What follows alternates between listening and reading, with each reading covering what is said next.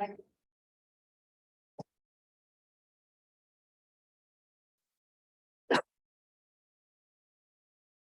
tassa bhagavato arahato samma sambuddhassa.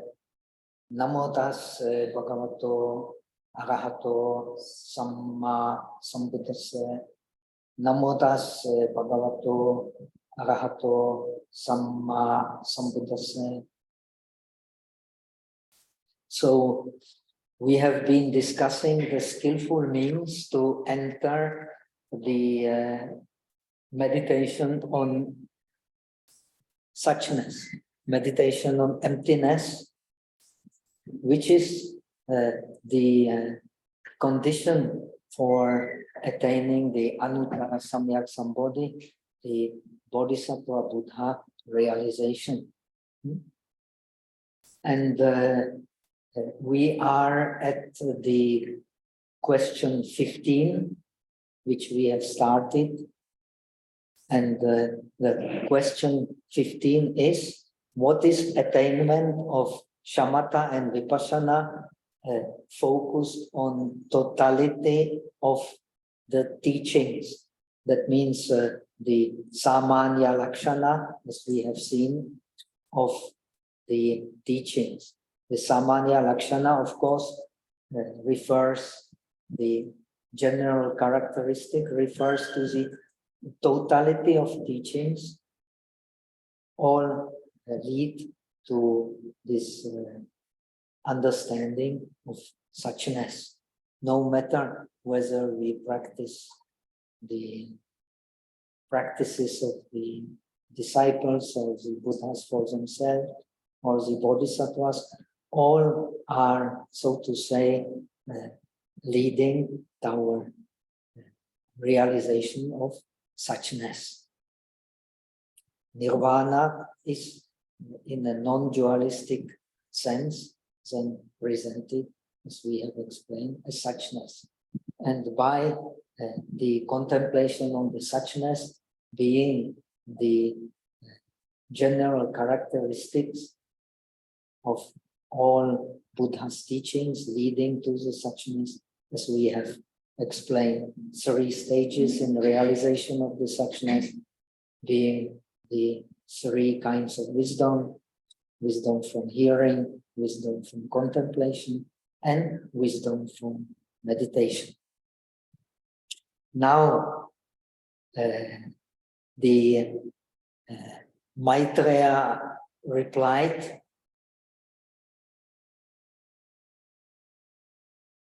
it is called attainment of 5 conditions. So in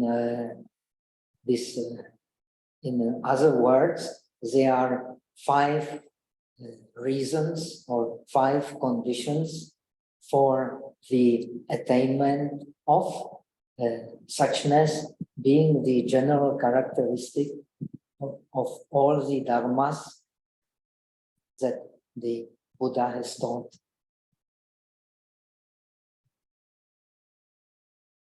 And the first we have started to discuss, the first is translated, first is that the basis of all crude attachments, here actually literally it means, according to the Chinese, the basis of all the Daushtulyam, of all the grossness. He translates grossness as opposed to the Prashrabde, Tsuzhong, as opposed to King An, the grossness as opposed to Prashrabde, grossness as opposed to subtleness. And subtleness means pliancy, means relaxation and clarity. It implies many things. In Chinese, it is translated as lightness and peace. The opposite is Daushtulyam, the grossness, which is translated in Chinese as roughness and heaviness. This is a very good translation.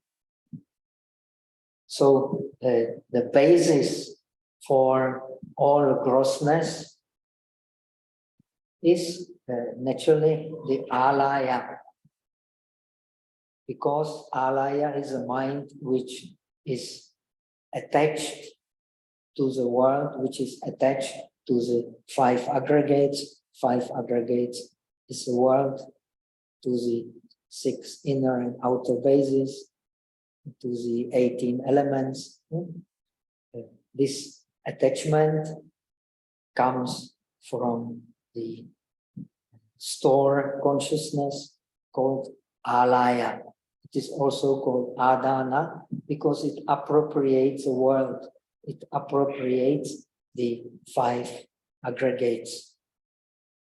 So it is this store consciousness which is the base for the grossness. And this grossness is melted down, according to his translation, from moment to moment in meditation.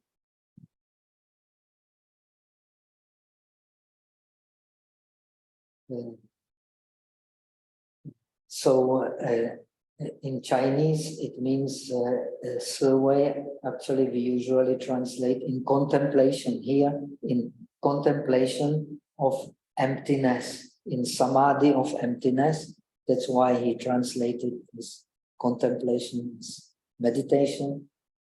In the samadhi of emptiness, shunyata samadhi, this basis of grossness, the alaya, melts down moment by moment. The samadhi of grossness penetrates, as we have explained last time, penetrates the non-self in the tradition of the Shravakas, the non-self of the person. Here, in the non-dualistic meditation, it is emphasized the non-self of all phenomena, including, of course, also the non-self of the persons. So, in order to attain the supermundane reality, in order to attain suchness, we have to practice these 3 Yogācāra or supermundane samadhis. First is the samadhi of emptiness. Second is the samadhi of signlessness, animita, wuxiang. The third is the samadhi of apranihita, of desirelessness. So now we have covered the samadhi of emptiness. The next one is samadhi of suchness. And samadhi of suchness is explained. Second is that one becomes detached from miscellaneous thoughts. Miscellaneous thoughts means actually thoughts in regard to miscellaneous names and miscellaneous conceptual images based on names.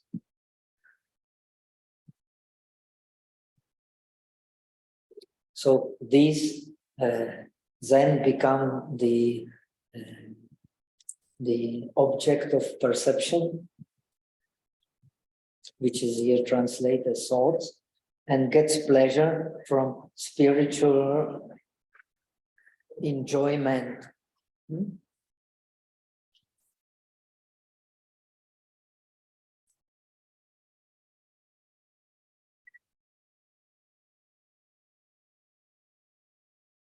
So what is here meant by spiritual enjoyment, phala, Dharma, Sukha, actually means that the mind does not take any name or any conceptual image based on name as object, and due to that, it enters into the state of prashrabdi, into the state of pliancy, into the state of relaxation and clarity. And this is indeed what is meant here by Dharma Sukha. Dharma Sukha, actually Dharma Sukha means this animita samadhi, where the mind does not take any object or any conceptual image based on names. So this refers, no doubt, as the commentaries explain, it refers to the animita samadhi. Animita samadhi, according to Visuddhimagga, is based on the contemplation of emptiness. But here we have a different picture.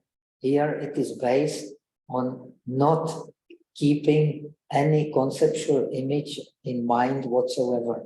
When you don't keep any conceptual image in mind whatsoever, any name or any nimitta, citta nimitta, then you can experience the Dharma Sukha, the prashrabdi, without mind dwelling on any object whatsoever. This is called the animita samadhi. So in practice of the disciples, this animita samadhi comes from the contemplation of the anityata, of the impermanence. Here it comes from not taking any object whatsoever in the mind. Through the impermanence, contemplation of impermanence, the Shravaka then practices the Vivarjana, turning away from impermanence, and then he gets the direct vision, the Abhisamaya of Nirvana. So here in the non-dualistic tradition, you can, even though you have not yet directly experienced the suchness, which is a non-dualistic concept of nirvana, you can meditate on the mind empty of names and conceptual images. And this is animita samadhi. So strictly speaking, animita samadhi, its object is nirvana. But here you can contemplate the mind which does not hold any conceptual image. When you meditate on the empty mind of conceptual images, it is also animita samadhi. So as we have, it is connected with what has been explained before. If you approach how we have translated these 3 stages.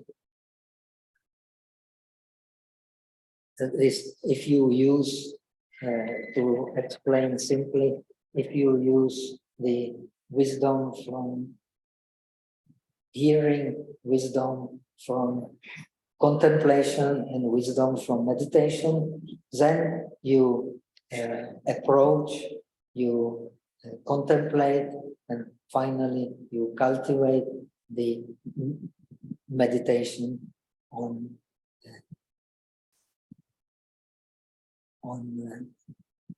suchness. So this contemplation of suchness has the side of shunyata, as we have explained. It has the side of animita, and the third one is the meditation on, according to Visuddhimagga, through samadhi, you get the desirelessness of mind.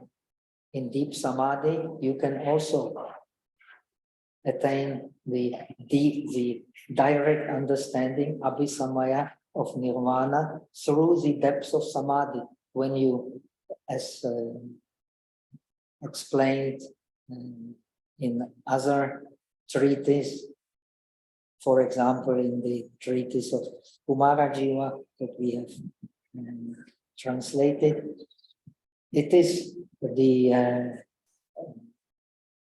so to say, meditation on the neither perception nor non-perception, which is the most subtle state of mind in samsara. When you meditate on this state, and you can penetrate this state as also being unsatisfactory, being dukkha, because the mind still has a place to dwell, even so the perception is not clear. You can also attain the direct realization, abhisamaya, of nirvana, or suchness here in non-dualistic sense. So the third is that one understands the measureless spiritual light of universal non-differentiation. This means the light of avikalpa samadhi, light of mind without fabrication. So it refers to the samadhi which does not engage in any differentiation. This mind which does not engage in any differentiation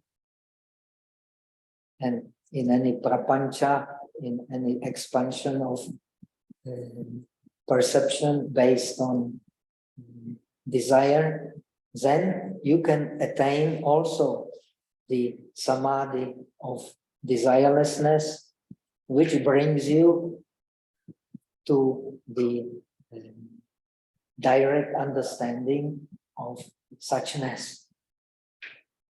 So these are the three lokutara samadhis, the supermundane samadhis.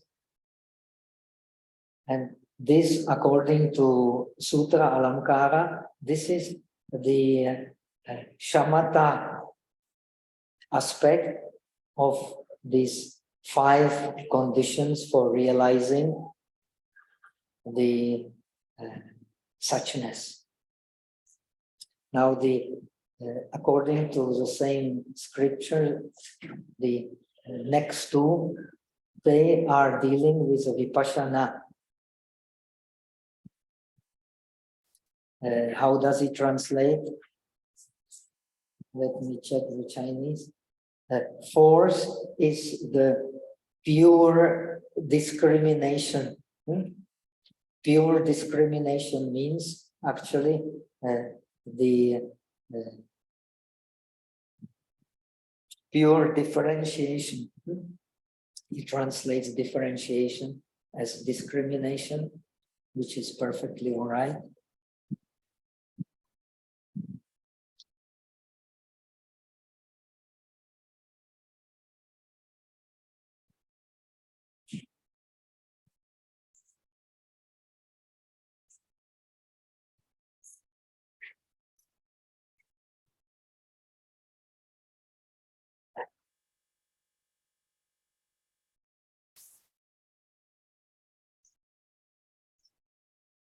So fourth is the pure discrimination and non-discrimination. So let us see the whole. The pure discrimination and non-discrimination appropriate, which translate the samprayukta, connected to fulfillment of what is to be done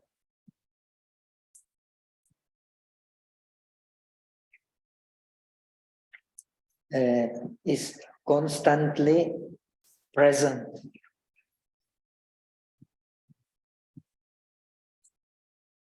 So the pure discrimination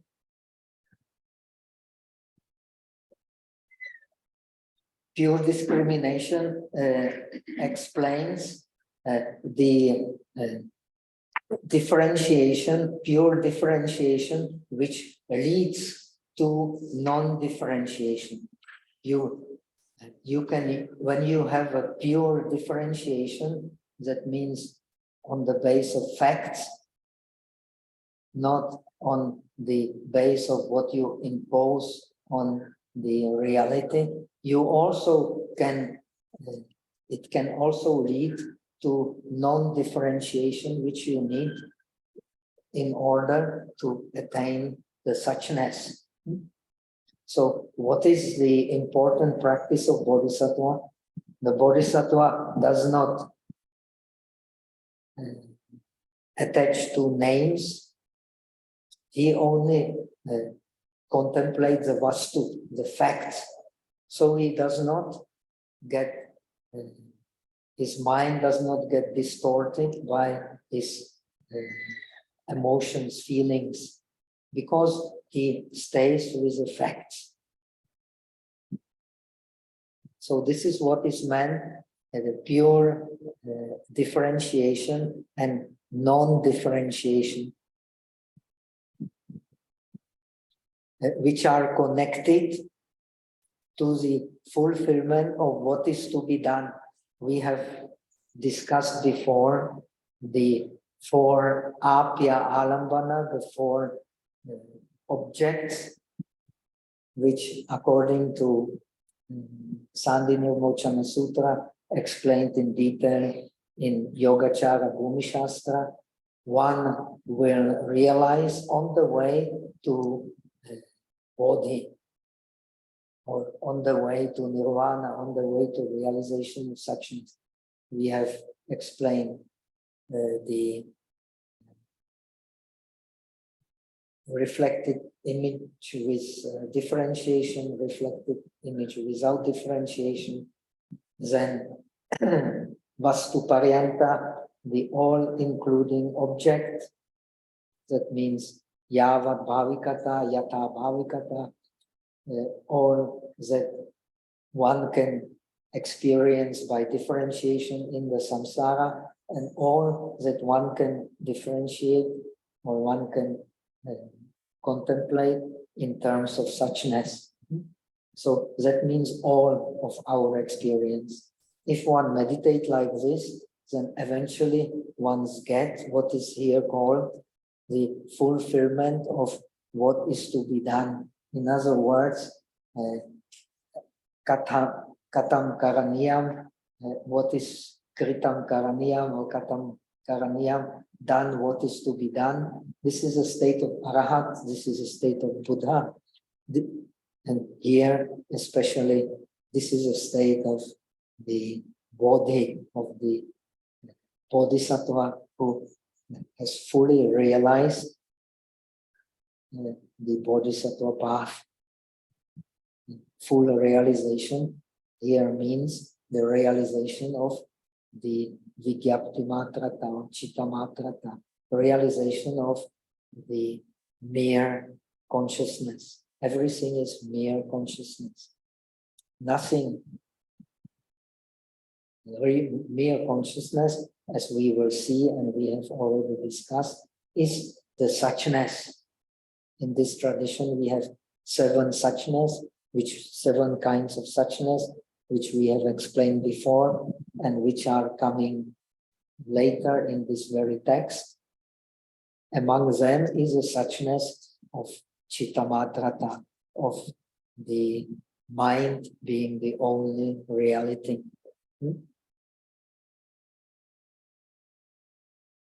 So, in other words, this fulfillment of what is to be done means that the Buddha phala, the fruit of Buddhahood, has been attained. What is to be done has been done. And this is done by the differentiation according to the facts, according to the basis, without attachment, and due to non-differentiation, due to nirvikalpa jnana, due to the knowledge free from differentiation. So when you combine the knowledge about the facts and the knowledge of non-differentiation, that will lead you to the direct seeing. So direct wisdom, vipassana means wisdom, or direct awareness. Here the best translation of wisdom is awareness, direct awareness of the suchness. Fifth is that one embraces the basis of higher refinement in order to fulfill the spiritual body.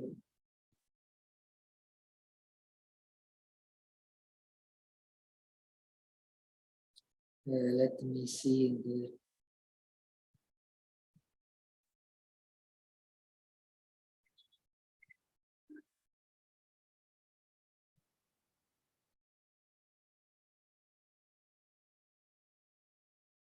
okay, so in order to attain what he calls spiritual body, translates the Dharmakaya. In order to attain the Dharmakaya, one gradually, that means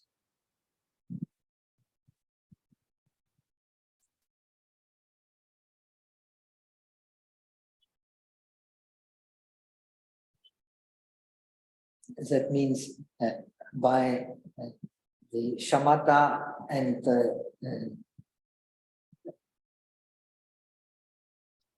vipassana, here especially referring to vipassana, he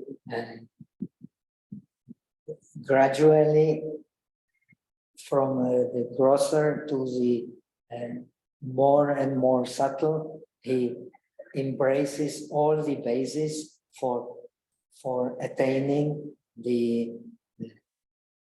Dharmakaya. That means from the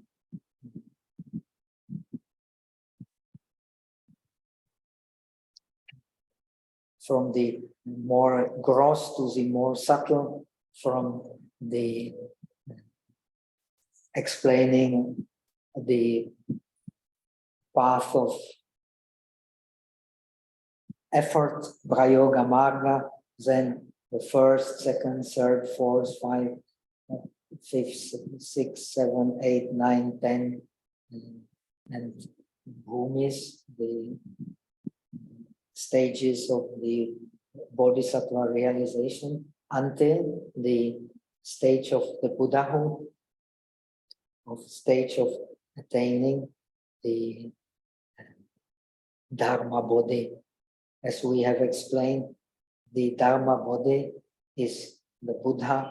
The Buddha is the Dharma body. One who sees the Buddha sees the Dharma body, who is what is the real Buddha, ungraspable by any names and expressions and differentiation.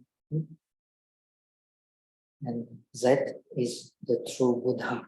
The historical Buddha is only the Nirmanakaya, the created body, and whatever is created is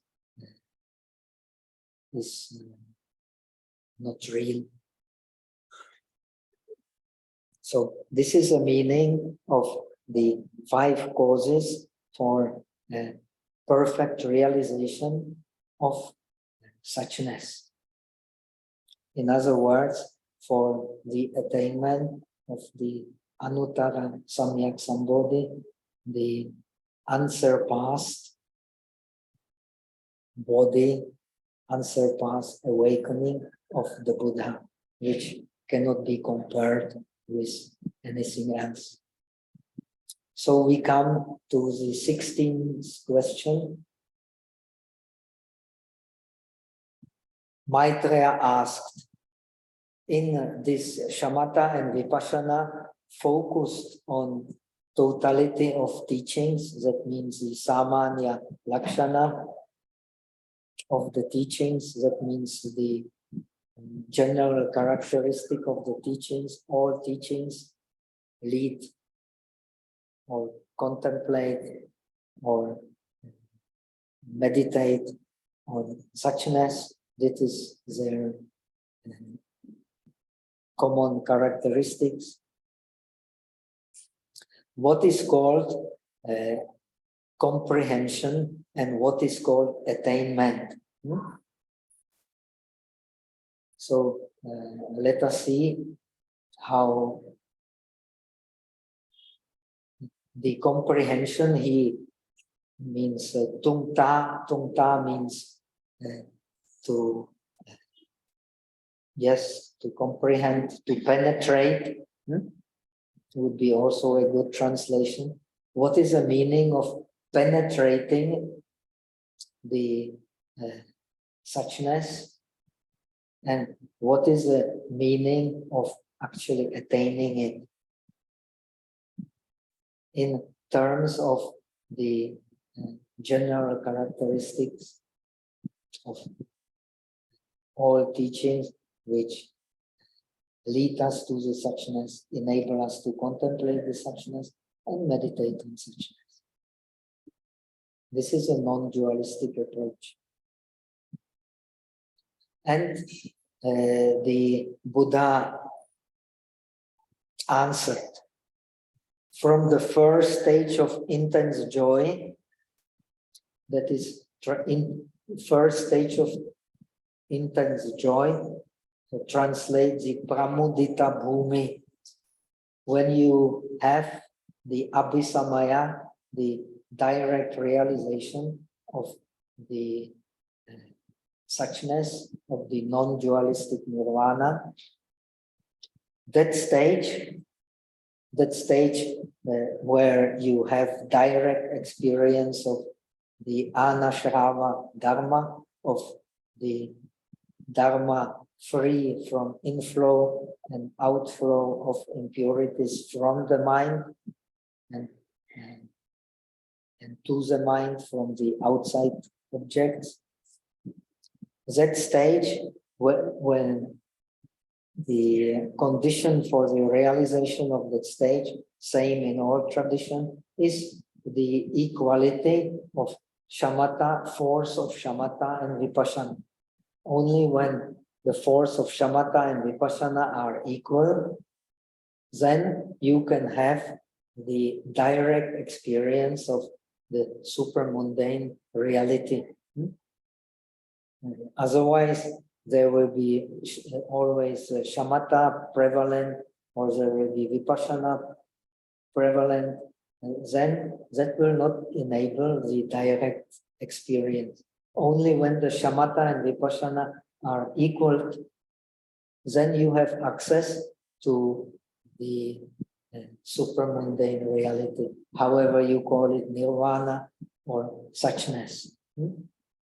And when it happens, and in the case of bodhisattvas, it happens when you contemplate, as explained in these 5 ways, you contemplate the suchness that has been mentioned before. Then you attain the first bodhisattva bhumi, which is called pramudita, or intense joy. He translated here, because once you have attained it, you are sure to attain the supreme enlightenment. The supreme enlightenment is absolutely free, not only from kleshas and anushayas to kleshas, but even from all the vasanas, all the habitual energies in the mind. So the mind does not need any thinking, it just reflects reality as it really is. This is the ideal of the bodhisattva practice. So because this ideal is very difficult to attain, so according to the traditional teachings of the Mahayana, not according to the Tantra, which has some different interpretations, but according to the traditional Mahayana, you will have to practice for innumerable kalpas. So this is the advantage of this, is you have to forget about time. What brings the mind into stress is the time. But you have to work with time. You have to work with time, but forgetting the time. This is the practice of the Bodhisattva. Be in the time and forget the time. So this is also, in a way, very close to the Taoistic concept of the eternal presence.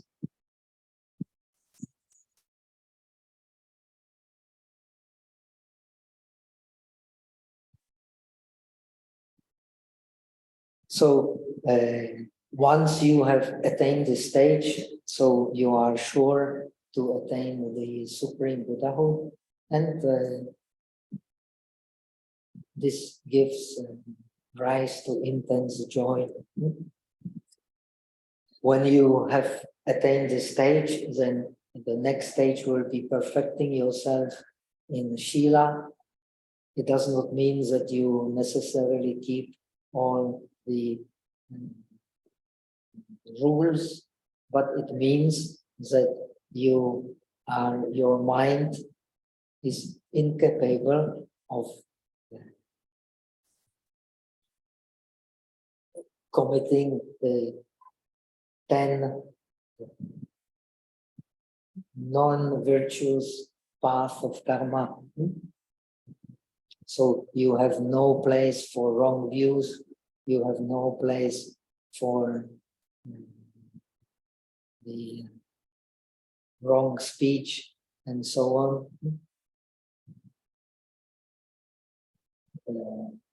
Wrong livelihood. So,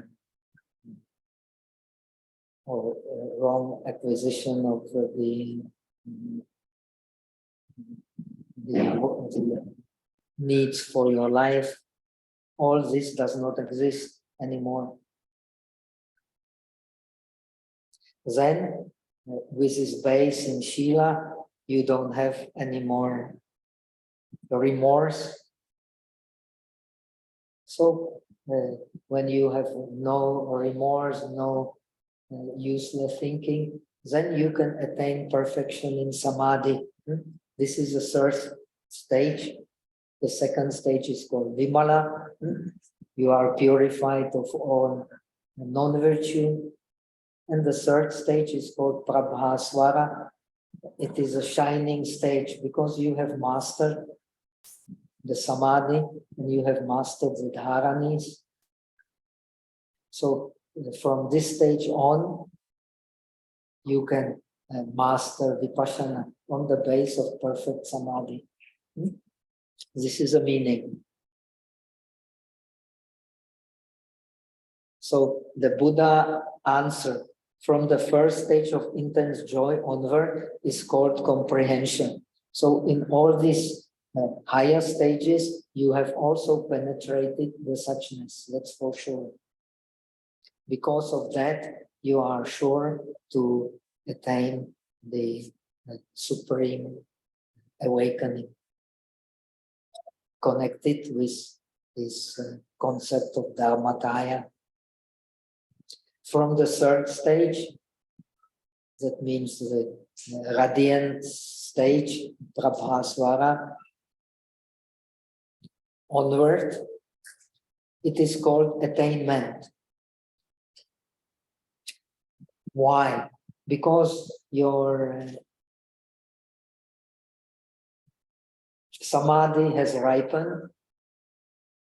You have mastered all the samadhis. You have mastered the basic samadhi, the 8 samapatis, and you have also mastered the samadhi of, as explained before, the samadhi of shunyata, of emptiness, of animita, of signlessness, and of apranihita, of desirelessness. So you are ready to make the breakthrough. In the fourth stage, you have mastered the bodhipakshya dharmas, you have mastered the 37 causes of realization. In the fifth stage, you have mastered the going beyond the duality of samsara and nirvana. So you can never again turn to be distracted by the dualistic understanding of the practice. You are perfectly based in non-dualistic understanding. So you start to non-differentiate between samsara and nirvana. In the sixth stage, you have very few conceptual images. In the seventh stage, you make effort to keep your mind completely empty of conceptual images. In the eighth stage, actually, you have mastered the non-moving mind. The mind does not move anymore. So you are not moved by objects, but your shamatha and vipassana has ripened to such an extent that you can move the object. You can turn one object into another. So this is a very important attainment. Achala, no moving. So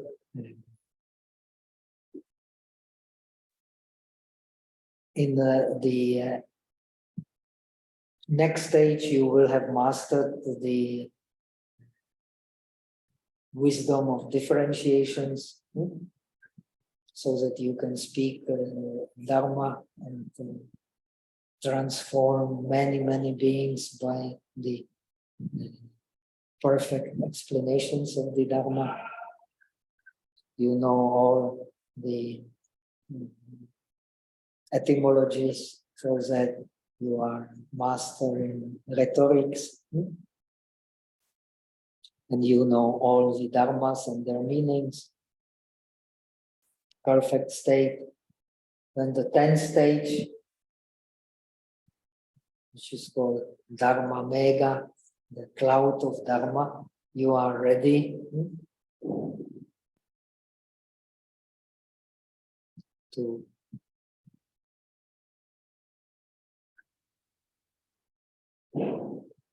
attain the Supreme Buddhahood. This is a stage of Bodhisattva Maitreya in the Tushita heaven. So you wait for your occasion to be born where you need it. So all these stages, they are the stages of perfection of wisdom. And in this perfection of wisdom, even so the samadhi has been perfected already in the third stage. So eventually the perfection of samadhi and perfection of vipassana will be completely balanced. So there is no need for any effort. So that's why we have explained the shamatha on the base of attaining the anabhoga manasikara, the attention without any effort. In the case of the perfectly realized Buddha, this is the continuous state. In the state of Arahat, it is also the continuous, Arahat is also in the continuous state of prashrabdi, of the relaxation and clarity, but he still have these tendencies, habitual tendencies, which are very difficult to abandon. And his equality of shamatha and vipassana has also not been completely perfected.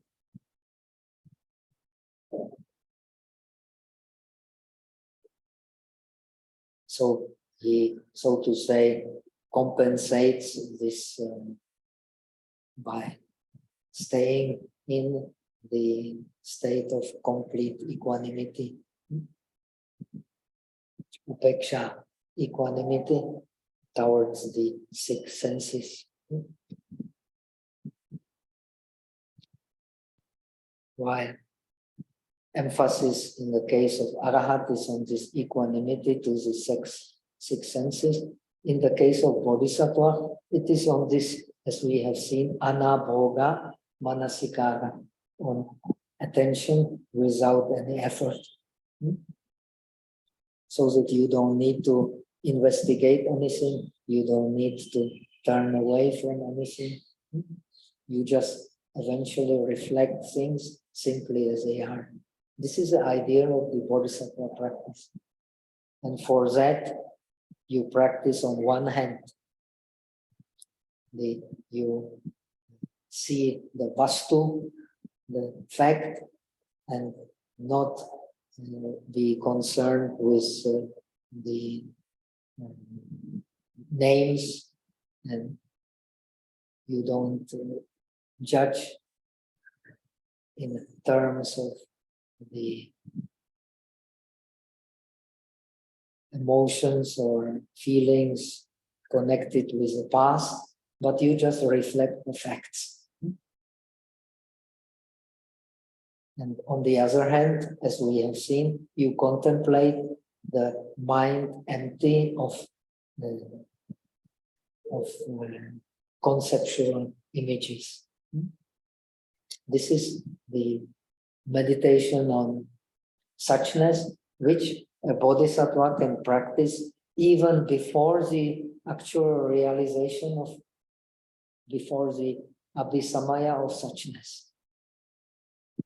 Most of the bodhisattvas, they are nowadays practically almost impossible to find a bodhisattva who has a direct realization of suchness. But they practice the meditation on the suchness by keeping the mind empty of all the conceptual images. According to some commentaries, even Nagarjuna, this great Siddha, has attained only this first Bodhisattva Bhumi. Some say he has attained the 8th Bodhisattva Bhumi. We don't know. Anyway, different commentaries, different interpretation. Some say the Asanga has attained the 3rd Bhumi, the Prabhasvara Bhumi, because he was indeed the great master of Samadhi. On this great mastery of Samadhi, he has written so many treatises explaining how to practice correctly.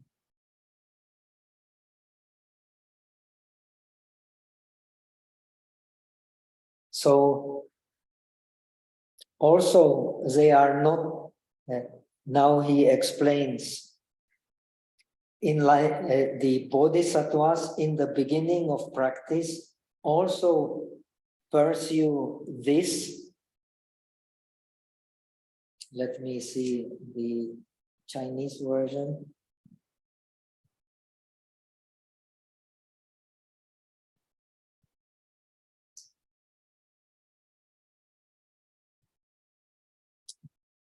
The bodhisattvas, in the beginning of the practice, he translates this Adi Karmika.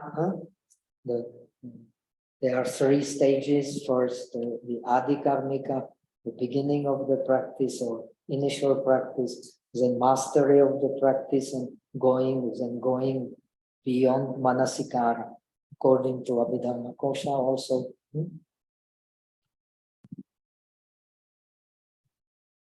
So those who are beginners in the practices of Bodhisattva, they also learn to practice or to learn their attention according to these principles. They learn shamatha and vipassana according to these principles. Even though they are not yet to be praised, you can really be praised as a bodhisattva when you have the abhisamaya, the direct realization of the object of realization. Otherwise, you are not really praiseworthy, because your attainment of Buddhahood, of the Anuttara Samyak Sambodhi, is not necessarily yet guaranteed. When it is guaranteed, you are really praiseworthy. It is very easy to turn away, even so you have this pranidhi, you have the vows of Bodhisattva. It is very easy to turn away from the practice of Bodhisattva. And it is very difficult to keep these vows of Bodhisattva and keep them all the time.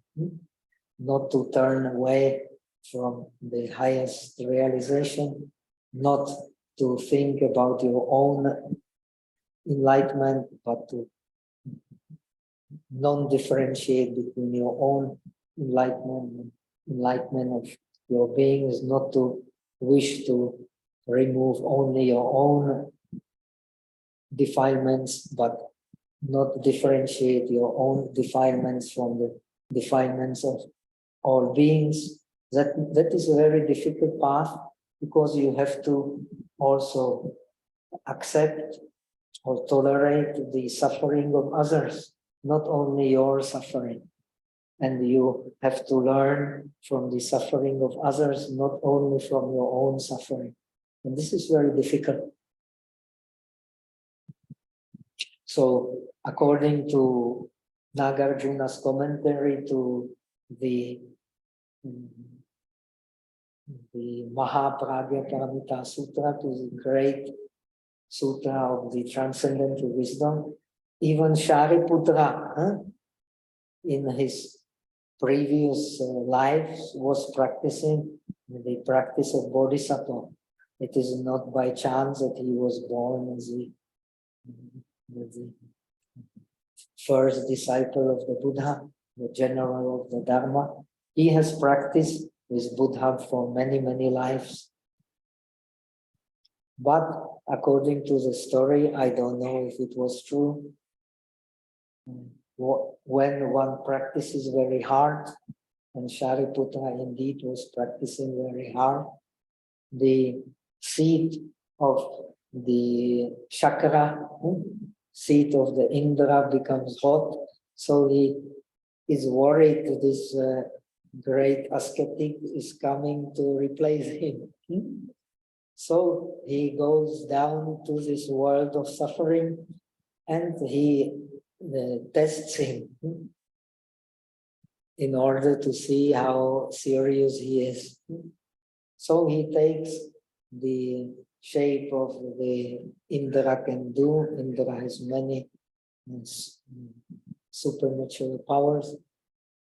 He dresses as an old Brahmin, takes the shape of the old Brahmin, and he goes to Shariputra and tells him, "Hey, you Shramana, you asket, give me your eye." So the Shariputra, so the story goes, Shariputra, in his great compassion, he gouges his right, because he is very polite, his right eye. In India, you always do his right hand. And he presents it in great pain. He presents it to this old Brahmin. When this old Brahmin takes it into his palm, he spits on it, throws it away, and says, I did not want the right one, I wanted the left one. Then the Venerable Shariputra, being the ascet, he sings, we sentient beings, we are so irrational, so deprived of love and compassion. I better finish with this suffering. So he becomes the foremost disciple of the Buddha and attains the Arahathood. So is the story which Nagarjuna recounts in his commentary. We don't know if it was truth, but anyway, it is to demonstrate how difficult it is indeed to practice the Bodhisattva vows, which are the base of the Bodhisattva practice. Once you really succeed in these vows and you attain the direct experience of suchness in a non-dualistic way, you are really praiseworthy. This is the meaning. So still, they should not slacken or give up, even though they have not yet attained, not yet penetrated or attained the suchness. They should not slacken, they should not give up, they should continue in the investigation of suchness, which happens, as we have explained before, by these 4 investigations. The name investigation, the conceptual image based on name, then the idea of the self-existent nature of that which is distinguished by the name through the conceptual image. And then, due to the imaginary idea of self-existence, then the differentiations based on self-existence. So through these investigations, which are called Shinse, the investigations or searching, in which he completes in the first and second stages of the path of effort, Prayoga Marga, which are called Ushman and Murdan. In these stages, he completely abandons the idea of the object existing outside. Then in the next stages, he abandons also the idea of the mind, which distinguishes something outside as being real. This is a stage of kshanti, of Dharma kshanti, of experiencing the reception of the Dharma as it is, free from self-existent nature and free from differentiation on the base of self-existent nature. Then he can attain the Laukika Agra Dharma, which is a stage before the direct, immediately preceding the direct realization. So this is explanation on the base of suchness, but you have the same explanation on the base of the Vipassana, on differentiating the impermanence on the base of the own characteristics of the Dhammas. But here we are referring to suchness. So these 4 stages are concerned with suchness.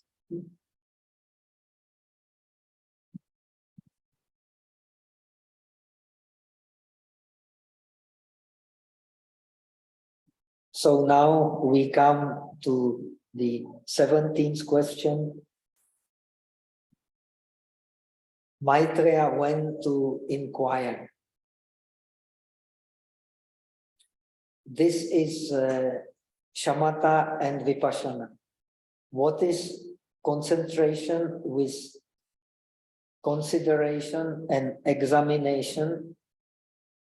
This refers to vitarka and vichara. Vitarka,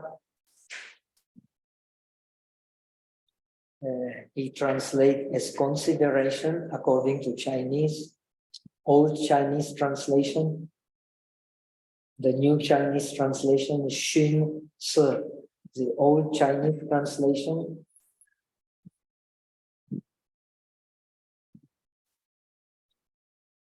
which he refers to here.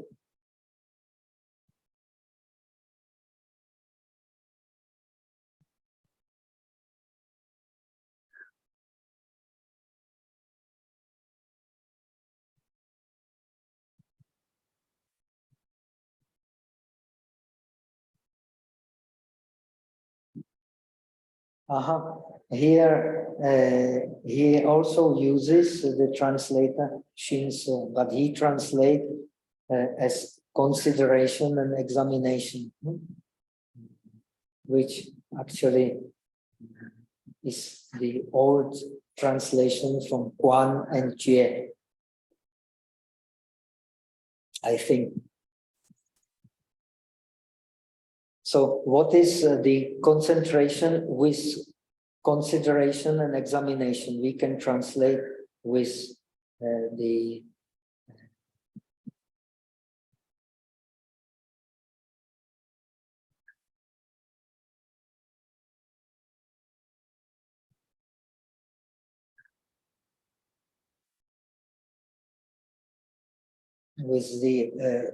using the northern tradition with the gross will and gross differentiation, which means vitarka, and examination with subtle will and subtle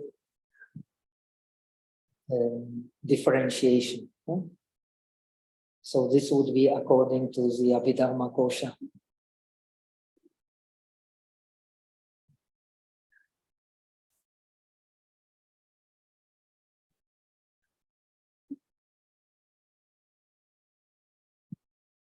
What is concentration without vitarka and only with vichara? That means without the gross will and differentiation, only with subtle will and differentiation.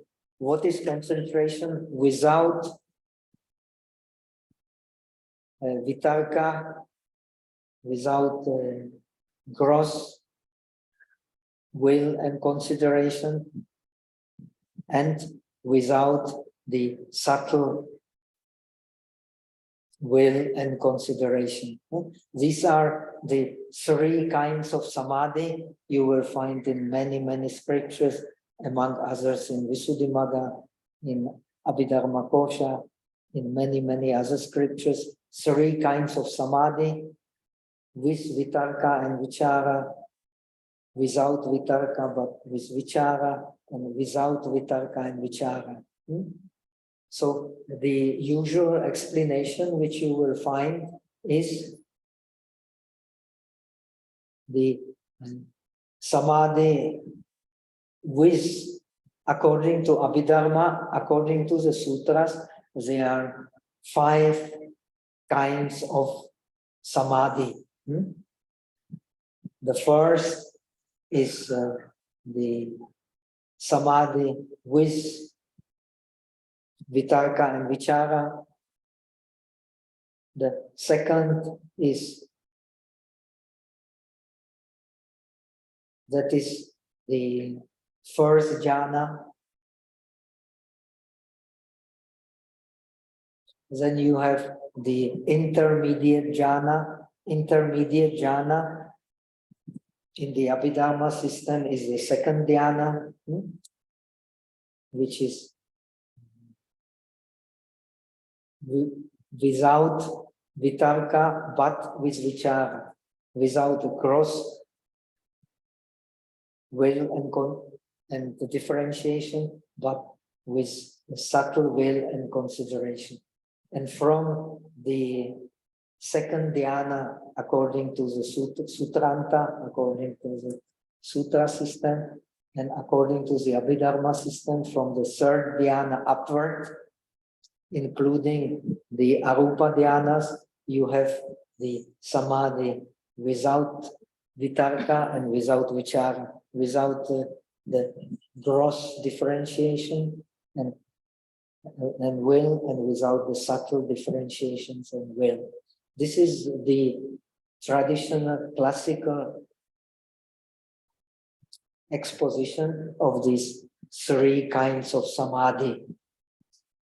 But here it refers to the three kinds of samadhi in search of suchness. This is different. So it does not refer in traditional way to these three kinds of dhyana. It refers to three steps in searching of suchness. So that will also make the previous explanations we have given about the vitarka and vichara more clear. The Buddha replied, if there is shamatha and vipassana with grossly manifest reception and contemplation we have explained being the wisdom from hearing and wisdom from contemplation. This is meant, this is how we have translated the reception and contemplation. Then he says of the characteristics of the principles of phenomena. Actually, it is not in Chinese, but he added it there for better comprehension. That means in regard to the characteristics of the Dharma Lakshanas.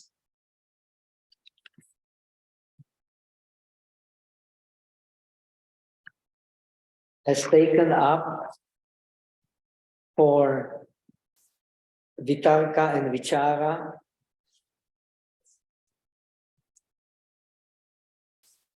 this is called concentration with vitarka and vichara, with gross and subtle will and differentiation. So simply explained in a simple way to get some clarity. In this meditation on suchness, based on vitarka and vichara, based on gross differentiation and will, and subtle differentiation and will working together in regard to what are the dharmas that the wisdom based on hearing and wisdom based on contemplation meditate on, or are their objects.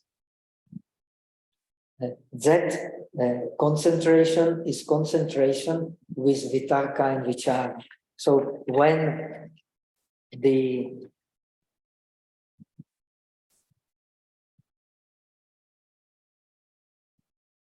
wisdom from hearing and wisdom from contemplation. Contemplate the objects or the Dharma lakshanas of the object as a whole.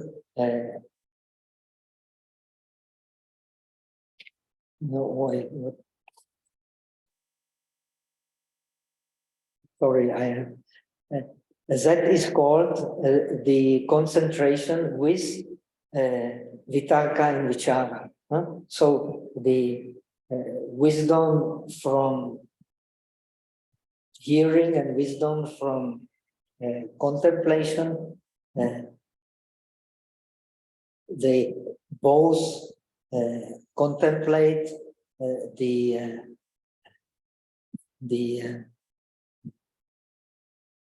objects in gross. So the second one, if there are no grossly manifest vitarka and vichara, that means if they are, you are not using any gross differentiation and will in regard to the object that you differentiate, you only using subtle will and subtle differentiation, what will happen? The object and the mind will be illumined.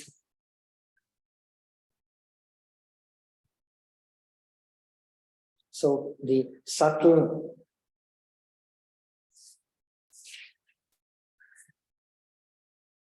differentiation and will illumine the mind and the object. Yet there are subtle mental reception and contemplation. That means,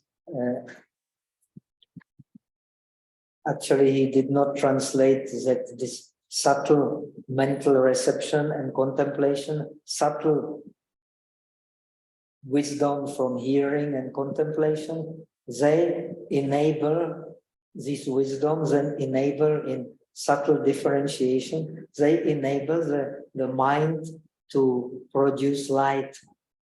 Light is here produced by the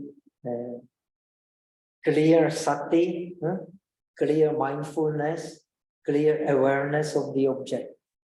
When you have a clear awareness, clear mindfulness of the object will be illumined, and the mind observing the object with a subtle differentiation will also be illumined. This is the meaning. So that is shamatha and vipassana without vitarka, without a gross differentiation, only with vichara, only with subtle will and differentiation.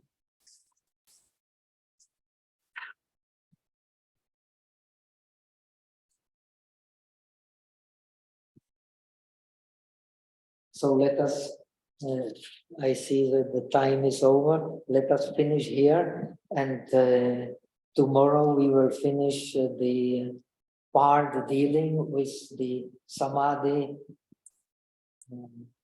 of with no vitarka, no vichara, no gross or no subtle differentiation.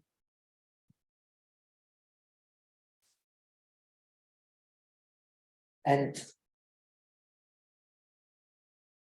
will, or we can say here vitarka and vichara, we have to find a better word for it. The applied attention and sustained attention is the usually trends. So when there is no applied attention and sustained attention. So this is a third kind of samadhi. So to translate it according to the Theravada tradition, if there is gross, or if there is applied thought or attention and sustained thought or attention, then it is the vitarka savichara samadhi. It is a samadhi connected with vitarka and vichara.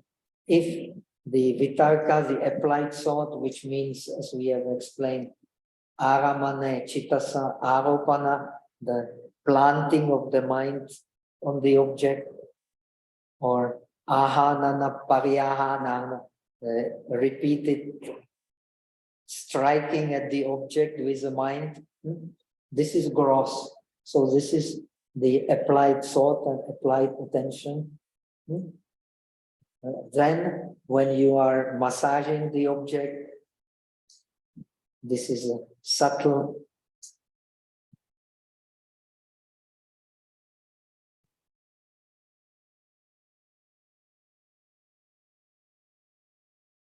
sustained attention. So then when these both are gone, when the applied thought and sustained thought, or applied attention and sustained attention are gone, you have attained the samadhi without applied thought and without the sustained thought.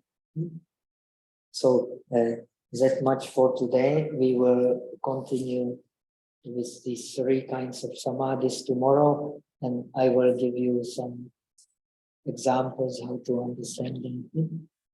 Okay. I have a question. Can you check if I have understood correctly? It's a little confusing sometimes with so many translations of related terms, but is it true that grossly manifest wisdom from the grossly manifest perception and contemplation is referring to wisdom from hearing and wisdom from contemplation, and this is vitarka? Wisdom, no, wisdom, you need the wisdom from,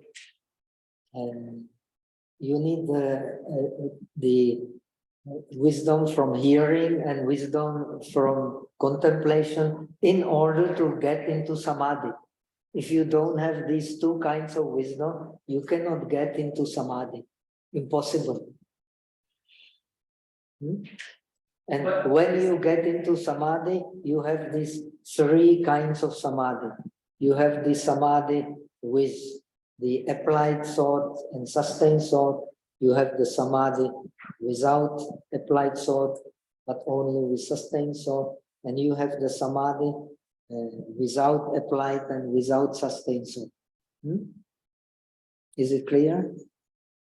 I guess I was referring to this line, grossly manifest reception and contemplation. I understood that you were translated, you were seeing reception and contemplation as referring to those two wisdoms. So these are, his terminology is a little bit confusing. Yeah. So just use what I have explained and it will become clear. Just political vichara. Yeah, he's sometimes using a very confusing terminology. And one has to really see the Chinese and see the commentaries to make the sense out of it. He has done his best, but he tries to only translate according to the Chinese. And this makes it very difficult.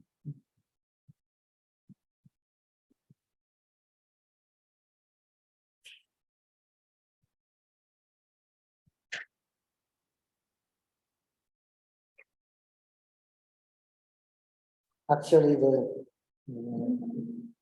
it is not difficult to understand, only the text makes it very difficult.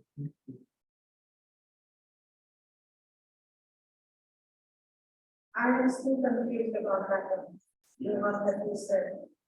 So maybe afterwards I can just write it down. Because the terminology is, I think you said reception and contemplation. You would translate as wisdom from hearing and wisdom from. No. Is that correct? No. Not at all. No, it's wrong. This should be very clear. Huh? Yes. This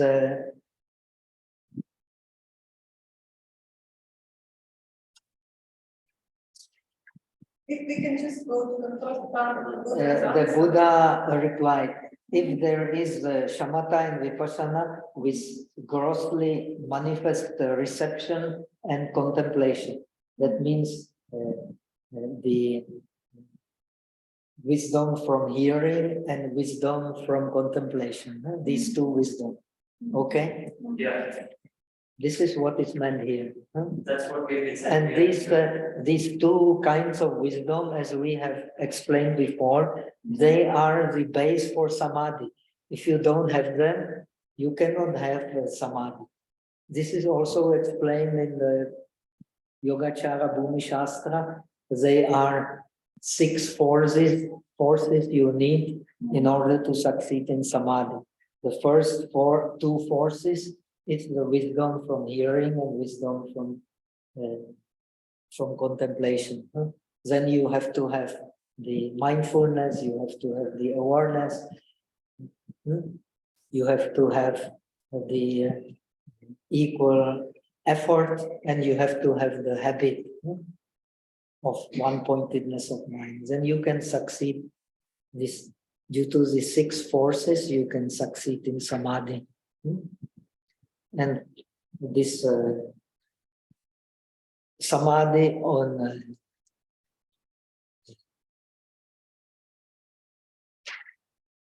suchness is these 3 kinds of samadhi, which are traditionally, they have different meaning. They are referring to dhyana. Here, the contemplation of the suchness is also dhyana. So it is rather confusing, but it is a dhyana without any conceptual image that you place your mind on.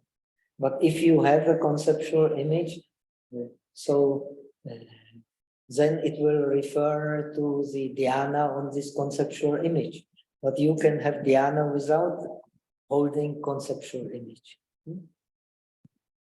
That is why these differentiations before, you can have the differentiation of the facts, and you can have you have the differentiating wisdom and non-differentiating wisdom.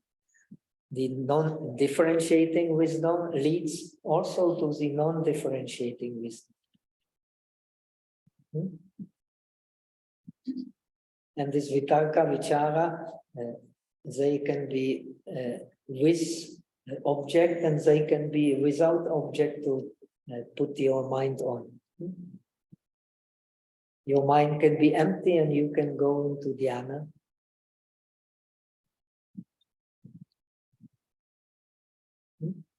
But you have to practice, of course. And how you practice, the conditions of this practice are explained now. These are the skillful means to understand this practice. Then he can explain, he explained the objects of this practice, the Dharma and Artha. And then how the suchness or contemplation of emptiness removes this Dharma and Artha. Then there are no more Dharma and Artha in the mind. Then you also enter this direct abhisamaya through this lokutara samadhi, shunyata, of animita and of aparanihita, of emptiness, signlessness, and desirelessness. directly by contemplation of suchness. But when you contemplate an object, you take an object, and still you are using also the vitarka vichara. Without the vitarka and vichara, you cannot practice shamatha, you cannot practice vipassana.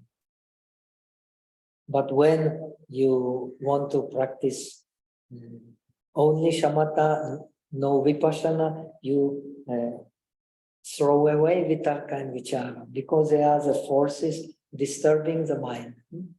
They are the forces which produce the vachi samskara. And the second dhyana or the third dhyana, according to Abhidharma, is called silent.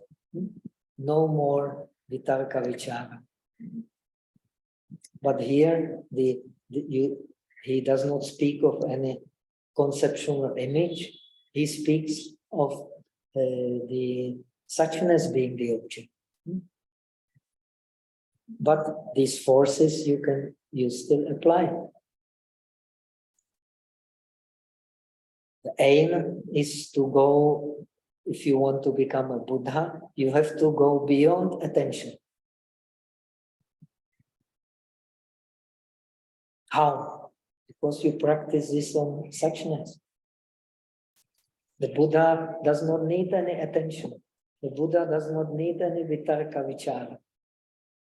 We need, because we are not clear about the object. The Buddha is clear about all objects. All objects are inseparable from suchness.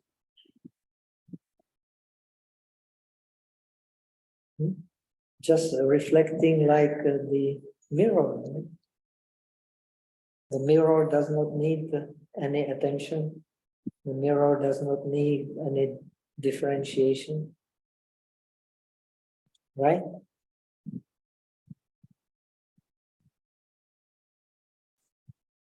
So it is tatha, it is as it is. Ananyata, cannot be otherwise.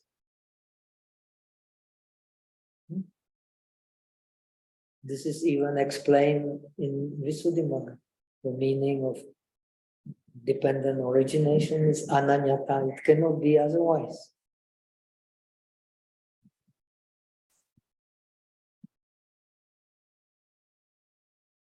Okay?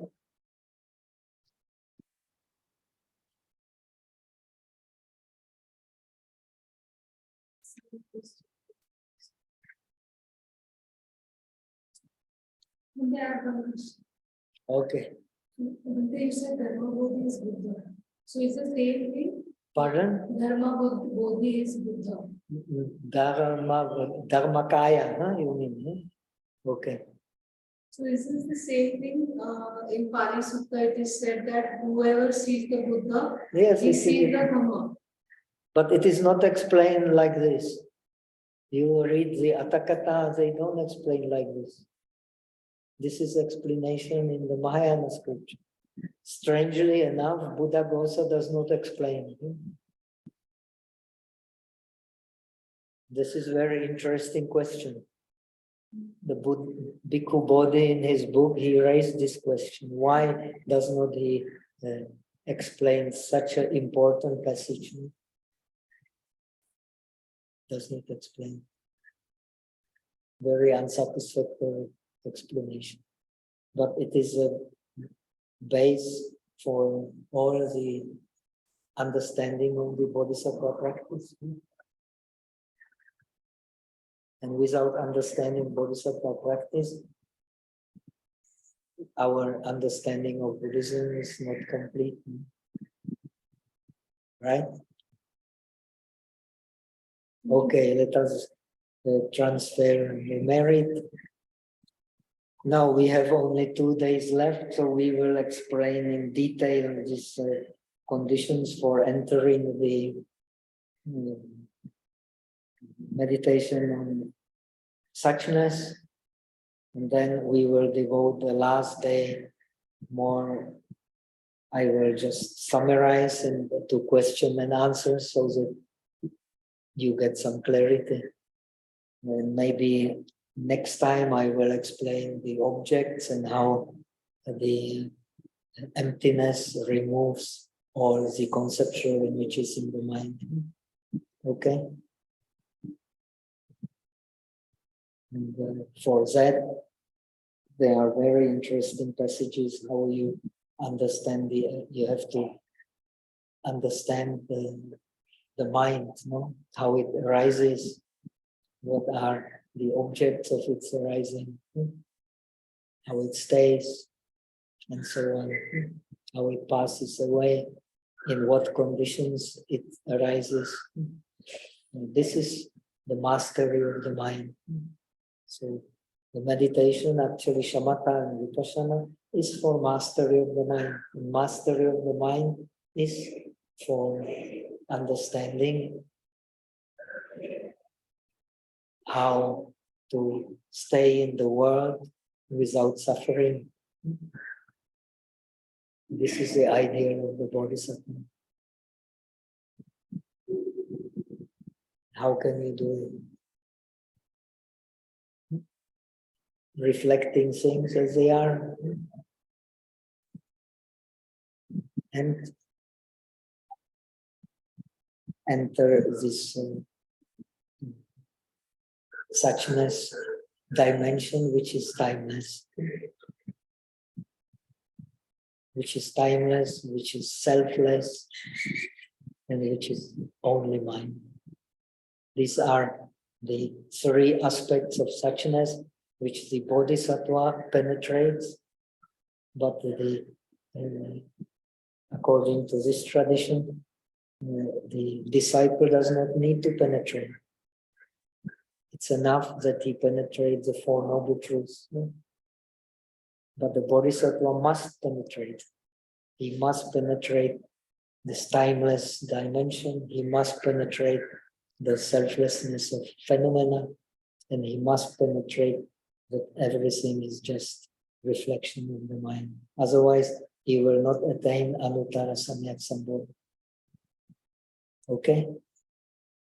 So I hope we will have some interesting discussion before we end. And then in Sakarvadi, we may have some meditation, introduction into the non-dualistic meditation. Okay. 愿你自功德不计一切，我等一众生皆可成佛等。May the merit of today's practice spread to all beings so that we attain the state of Buddha.